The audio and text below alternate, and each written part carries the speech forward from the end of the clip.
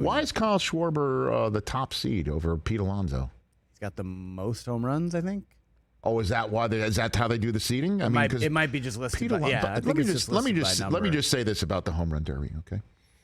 Hey, NBA players, this is the way it's done. Right. This is the way it's done. Could you imagine? Okay, because you got the names up here. Let's keep it up here. In terms of young players in the game, in terms of young Major League Baseball players, name me somebody who's missing from Juan Soto, Jose Ramirez, Julio Rodriguez, Ronald Acuna Jr. If I asked you, name me the top 4 young players in Major League Baseball. Tatis would be the only one. Who? Tatis, right. Tatis, right. He's been out. But he's injured. He would be. But just active players right now, right? You could make a list of 4, and that could be your 4 right now. Correct? Especially when you talk about the 4 best. Now you put up the rest of the list again. Corey Seager, going back to Dodger Stadium. Okay. Cool. Yep. Albert Pujols saying, I'll do it. Yeah, that's awesome. Okay. Kyle Schwarber, who, as we all know, is a human fire hydrant who just cranks them out. He hits dingers. And then you've got Pete Alonso saying, yeah, I've done it 2 years in a row. What else do I have to what else do I have to do? I've already done it. What else? Yeah, I have nowhere to go but down. And he's just like, yeah, I'll do it. He takes a lot of pride in this, man. Could you imagine 4 of the top young players, old school? Pujols would be what? LeBron would be the Pujols of the situation. Right.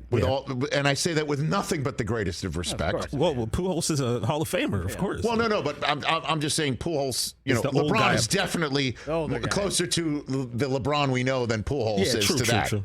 I just want to say this out loud so nobody thinks don't anything get it twisted, else. But that's the way you do it if you're in a slam dunk contest. With the ultimate of respect to the stars or young players or any NBA player who's doing a slam dunk contest.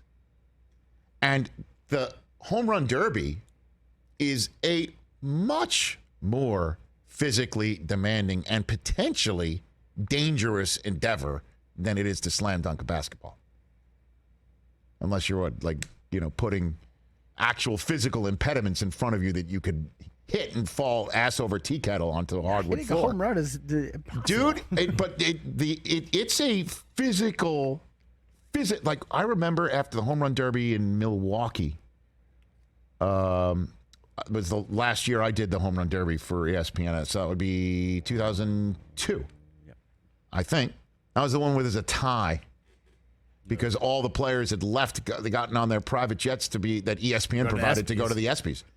Yeah. They were all gone. 2002. They were all gone. So they ran out of players. I don't think it was like, we can't make a rule where players can come back in. There weren't many players left on the bench. I was in the dugout because I had to go on the field and interview the star of the game for ESPN Radio. Night before, home run derby, they closed the roof of Miller Field because it was a monsoon outside. And unfortunately, in Bud's new stadium, the right field portion of the roof was leaking, and you saw water pouring through it. But being the Midwest, the upper Midwest, a beautiful part of our country, in mid-July, it was so hot outside, and the rain wasn't cooling anything off, and the roof was like putting a lid on top of a boiling pot. It was 1,000,000,000 degrees. God bless, may his soul rest. Tony Gwynn was part of our home run derby coverage, and the guy wore a 3-piece suit and a French blue button-up collar with his tie, and you saw the sweat on the collar stains, and it was so hot in there. I interviewed Jason Giambi after he won it, and I think he lost 15 pounds doing it because you're just cranking out, and this is before you could call a timeout. Yeah, and then hydrate. And I don't think there were any, there was no timing on it back then either. You just kept swinging. You kept swinging and swinging and swinging until you got all the outs, the 10 outs or whatever.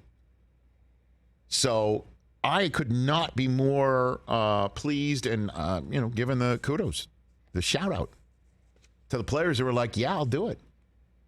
because I think it's going to be like 90 degrees out there in Chavez Ravine. If the sun's going to be out still, it's going to be they're starting around 5 real o'clock. hot. 5 o'clock I know. local. Yeah. I know. And so put it up again. So it's going to be Schwarber versus Pujols, right? Yep. And then it's Alonso versus Acuna Jr. Nice little NL East matchup, right? Seager versus Julio Rodriguez and Soto versus Ramirez. Juan versus Jose. Let's go. I love it. I think it's awesome. great. These are like, who's missing? You want Ohtani maybe?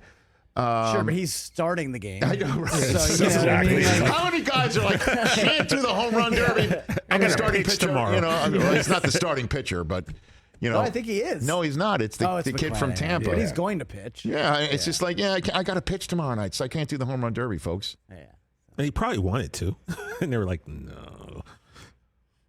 Can't have Ohtani get hurt while doing the home You know run what I mean? derby. So, By the way, randomly, you Love brought it. up Tony Gwynn. I just looking at stats.